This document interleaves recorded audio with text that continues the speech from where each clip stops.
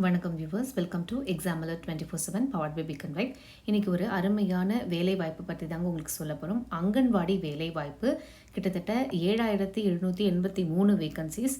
பெண்களுக்கு ஒரு மிகப்பெரிய வேலை வாய்ப்பு அப்படின்னு சொல்லலாம். ஏன்னா ஒரு பல்க் ரெக்ரூட்மெண்ட். இதுக்கு வந்து பெண்கள் மட்டும்தான் எலிஜிபிள் அப்படிங்கிறத தெளிவாக கொடுத்துட்டாங்க. ஸோ உங்கள் சுற்று வட்டாரத்தில் யாராவது பெண்கள் இருக்காங்க, அவங்களுக்கு இதில் தேவை இருக்குது, இல்லை நம்மளே வந்து இது பண்ணலாம், இந்த ஒர்க்குக்கு நான் எலிஜிபிள் அப்படின்னு நினைக்கிறவங்க தாராளமாக இந்த போஸ்டிங்ஸ்க்கு அப்ளை பண்ணுங்கள்.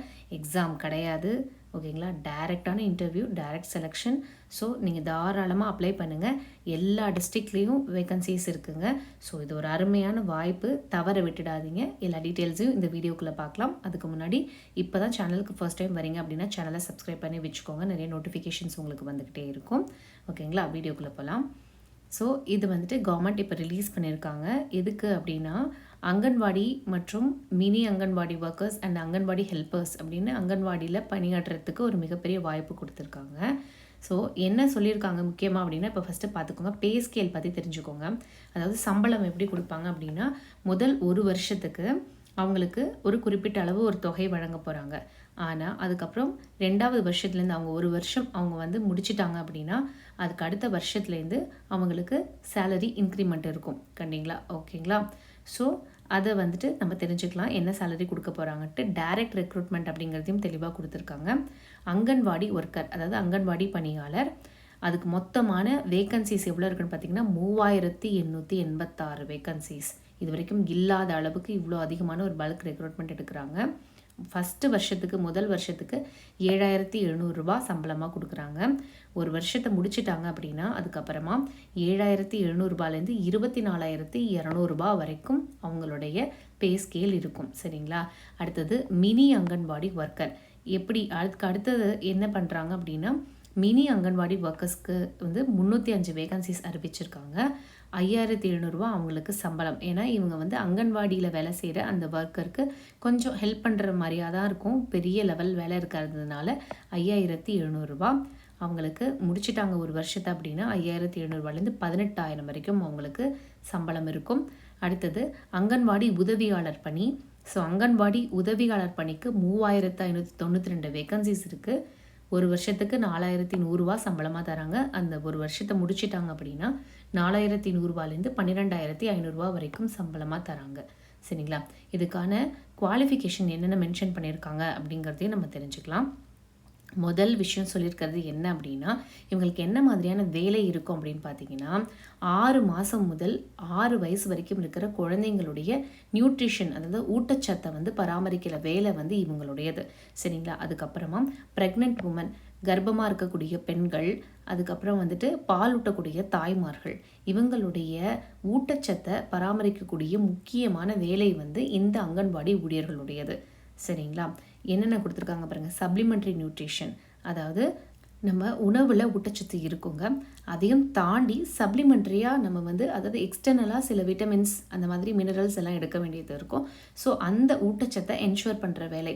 இப்போ ஃபார் எக்ஸாம்பிள் வந்துட்டு கர்ப்பிணி பெண்கள் இருக்காங்க அப்படின்னா அவங்களுக்கு ஃபோலிக் ஆசிட், அயன் இதெல்லாம் வந்து அதிகமாக தேவைப்படுறதுனால ஸோ அதெல்லாம் வந்து என்ஷூர் பண்ணுற வேலை இவங்களுடையது.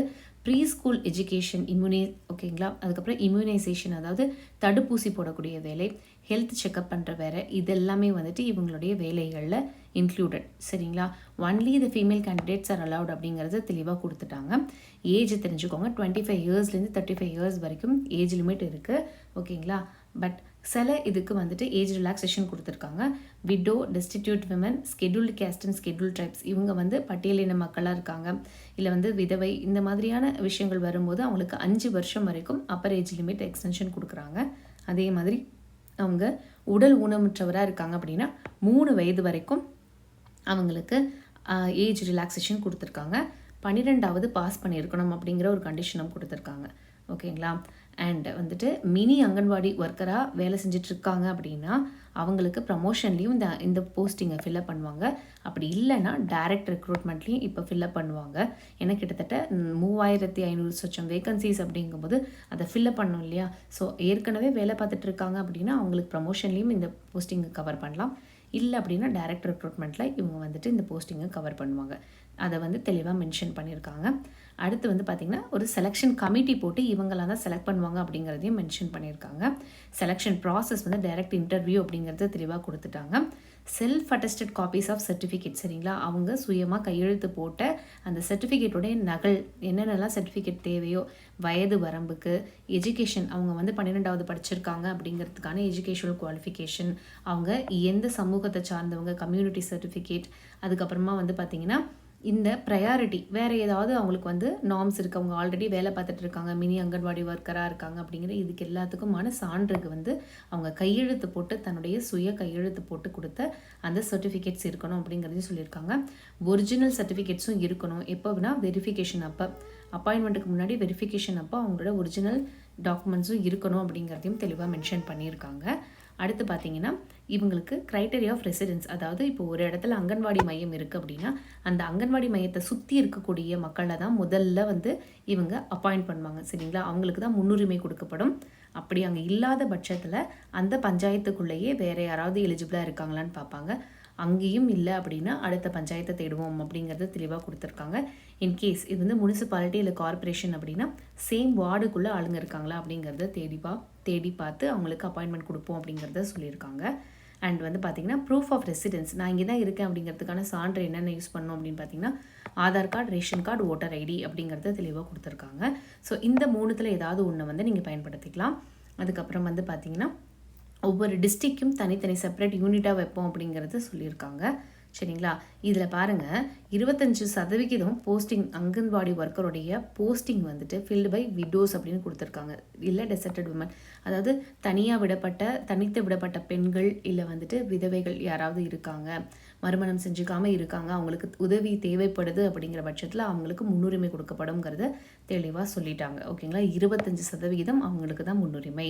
ஸோ உங்களை சுற்றி உங்கள் ஃப்ரெண்ட்ஸ், ரிலேட்டிவ்ஸ் இந்த மாதிரி யாருக்காவது இந்த உதவி தேவைப்பட்டதுன்னா கண்டிப்பாக இந்த வீடியோவை ஷேர் பண்ணி அவங்களுக்கு கொஞ்சம் விழிப்புணர்வு கொடுங்க. ஏன்னா இது வந்து 12th பாஸ் ஆனவங்களுக்கு அப்படிங்கும்போது உங்களுக்கு நிறைய பேருக்கு இது தெரிய வாய்ப்பு இல்லை. ஸோ உங்களுக்கு தெரிஞ்சவங்க யாராவது இருக்காங்க இல்லை உங்கள் ஊரில் யாராவது இருக்காங்க அப்படின்னா அவங்களுக்கு கொஞ்சம் தெரியப்படுத்துங்க சரிங்களா. அதுக்கப்புறம் பார்த்தீங்கன்னா ப்ரமோஷன்லையும் ஃபில்அப் பண்ணுவோம்னு சொல்லியிருக்காங்க. 25% வேகன்சிஸ் வந்து மினி அங்கன்வாடி ஒர்க்கர்ஸாக ஏற்கனவே வேலை பார்த்துட்டு இருக்காங்க அப்படின்னா அவங்களுக்கு நாங்கள் வந்து ப்ரமோஷனில் பண்ணுவோம் அப்படிங்கிறதையும் சொல்லியிருக்காங்க. பே ஸ்கேல் கொடுத்தாச்சு. 7,700 24,200 வரைக்கும், அது வந்து 2வது வருஷத்துலேருந்து அப்படிங்கிறதையும் சொல்லிட்டாங்க. அவங்களுக்கு பாருங்கள் ரிட்டையர்மெண்ட் ஏஜ் வந்து 60 வயசு அப்படிங்கிறதும் சொல்லியிருக்காங்க. அடுத்து மினி அங்கன்வாடி ஒர்க்கருக்கான குவாலிஃபிகேஷன்ஸ் என்னென்ன அப்படின்னா சேம் தாங்க. என்ன அங்கன்வாடி ஒர்க்கர்ஸ்க்கு என்னென்ன எலிஜிபிலிட்டி க்ரைட்டீரியா இருக்கோ எல்லாமே சேமாக தான் கொடுத்துருக்காங்க. ஒன்லி ஒன் திங் என்னன்னு பார்த்தீங்கன்னா அவங்களுக்கான பே ஸ்கேல் வந்து வேரி ஆகுது. 5,700 18,000 வரைக்கும். அண்ட் அவங்களுக்கு ரிட்டையர்மெண்ட் ஏஜ் 60 வயசு தாங்க. ஸோ ஒன்றும் பெரிய டிஃப்ரென்ஸ்லாம் கிடையாது. அடுத்து பார்த்தீங்கன்னா அங்கன்வாடி ஹெல்ப்பர், இதுவும் பெண்களுக்கு தான். இவங்க இதில் வந்து ஏஜ் லிமிட் கொஞ்சம் டிஃப்ரென்ஸ் இருக்குது. 20 வயசு முடிஞ்சவங்க 40 வயசுக்குள்ளே இருக்கிறவங்க யார் வேணாலும் அப்ளை பண்ணலாம் அப்படிங்கிறது சொல்லியிருக்காங்க. சேம் திங் 5 வருஷம் வந்துட்டு அவங்களுக்கு எக்ஸ்டென்ஷன், விடோவாக இருக்காங்க, டெஸ்டிடியூட் விமனாக இருக்காங்க, ஸ்கெடியூல்டு கேஸ்ட் அண்ட் ஸ்கெடியூல் ட்ரைப்ஸாக இருக்காங்கன்னா அவங்களுக்கு 5 வருஷம் எக்ஸ்டென்ஷன். அதே இது வந்துட்டு இப்போது டிஃப்ரெண்ட்லி ஏபிள்டு பர்சன், அதாவது உடல் ஊனமுற்றவராக இருக்காங்க, மாற்றுத்திறனாளிகளாக இருக்காங்க அப்படிங்கும்போது அவங்களுக்கு 3 வருஷம் எக்ஸ்டென்ஷன் கொடுக்குறாங்க. மினிமம் எஜுகேஷன் குவாலிஃபிகேஷன் நீங்கள் வந்து 10th படிச்சிருந்தாலே போதுமானது சரிங்களா. பட் அதுக்கப்புறம் வந்துட்டு அவங்களுக்கு ப்ரூஃப் ஆஃப் ரெசிடென்ஸ் இது எல்லாமே வந்துட்டு சேம் தாங்க. அப்ளிகேஷன்ஸ் வந்து அப்ளை பண்ணிவிட்டு பட் இன்டர்வியூ அட்டன் பண்ணல அப்படின்னா அவங்களது கேன்சல் ஆகிடும். அவங்கள வந்து செலெக்ஷனுக்கு கன்சிடர் பண்ண மாட்டாங்க அப்படிங்கிறத நல்லா தெரிஞ்சுக்கோங்க. ஸோ அப்ளை பண்ணுறது மட்டும் இல்லாமல் அப்ளை பண்ணிவிட்டு இன்டர்வியூ அட்டன் பண்ணணும். ஸோ இந்த 2 வேலையும் பார்த்தா மட்டும்தான் அவங்களுக்கு வேலை கன்ஃபார்ம் அப்படிங்கிறத தெரிஞ்சுக்கிட்டோம் சரிங்களா. அண்ட் இவங்களுக்கான பே ஸ்கேல் பார்த்தீங்கன்னா 4,100 12,500 வரைக்கும். ஸோ இவங்களுக்கான ரிட்டையர்மெண்ட் ஏஜும் 60 வயசு வரைக்கும் இருக்குது. இவங்க ப்ரமோஷனில் அங்கன்வாடி ஒர்க்கர்ஸாக ஆகலாம். So promotion is available for both mini anganwadi worker and helper சரிங்களா. ஸோ உங்கள் ஊரில் உங்கள் சுற்று வட்டாரத்தில் யாருக்கெல்லாம் தேவை அப்படின்னு நீங்கள் நினைக்கிறீங்களோ தாராளமாக இந்த வீடியோவை ஷேர் பண்ணுங்கள், அவங்களுக்கு விழிப்புணர்வும் ஏற்படுத்துங்க சரிங்களா. நம்மளும் எலிஜிபிள் அப்படின்னு நினைக்கிறவங்க இந்த வீடியோ யாரெல்லாம் பார்க்குறீங்களோ தாராளமாக இதை பயன்படுத்திக்கோங்க. 12th தான் படிச்சிருக்கேன், 10th தான் படிச்சிருக்கேன் அப்படின்னு நினைக்காதீங்க. இது ஒரு நல்ல வேலையும் கூட. ஏன்னா ஊட்டச்சத்து சம்மந்தமான வேலை, நிறைய பிரச்சனைகள் இருக்குது. ஊட்டச்சத்து விமனுக்காகட்டும் குழந்தைகளுக்காகட்டும் ஊட்டச்சத்தை வந்து பராமரிக்கிறதுல நிறைய பிரச்சனைகள் இருக்குது. ஸோ உங்களால் முடிஞ்ச ஹெல்ப்பை நீங்கள் இந்த சொசைட்டிக்கு பண்ண முடியும். உங்களுக்கு இந்த வீடியோ யூஸ்ஃபுல்லாக இருக்கும் அப்படின்னு நாங்கள் நம்புகிறோம். நாளையும் நமதே, வேலையும் நமதே. வீடியோ யூஸ்ஃபுல்லாக இருந்துச்சு அப்படின்னா லைக் பண்ணுங்கள். உங்கள் ஃப்ரெண்ட்ஸு, ரிலேட்டிவ்ஸ் யாருக்கெல்லாம் தேவைன்னு நினைக்கிறீங்களோ எல்லாருக்கும் ஷேர் பண்ணுங்கள். தேங்க்ஸ் ஃபார் வாட்சிங். சேனலுக்கு புதுசாக வரீங்கன்னா சப்ஸ்கிரைப் பண்ணி வச்சுக்கோங்க. நிறைய அப்டேட்ஸ் உங்களுக்கு வந்துகிட்டே இருக்கும். தேங்க்யூ.